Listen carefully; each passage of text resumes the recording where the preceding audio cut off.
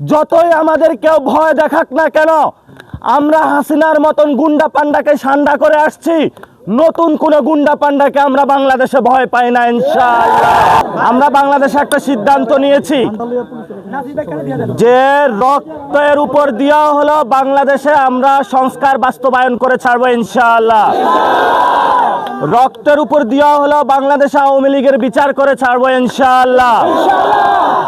রূপগঞ্জে আমাদের একটি প্রোগ্রাম ছিল এবং এই প্রোগ্রামে আপনারা দেখেছেন গতকালকে বারংবার এখানে সন্ত্রাসী হামলা হয়েছে এবং আজকেও তারা সন্ত্রাসী হামলা করেছে। এখানে আমাদের স্টেজ ভাঙচুর করেছে, প্যান্ডেল ভাঙচুর করেছে এবং আমাদের এই যে সহযোদ্ধা তার এই জায়গায় ঠিক কোপ বসিয়েছে।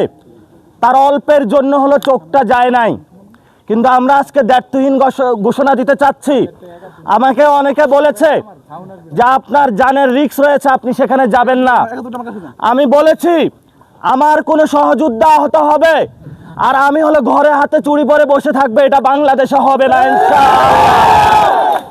যেখানেই কোনো সহযোদ্ধা আহত হবে, যতই আমাদের কেউ ভয় দেখাক না কেন, আমরা হাসিনার মতন গুন্ডা পান্ডাকে সান্ডা করে আসছি। নতুন কোন গুন্ডা পান্ডাকে আমরা বাংলাদেশে ভয় পাই না ইনশাআল্লাহ।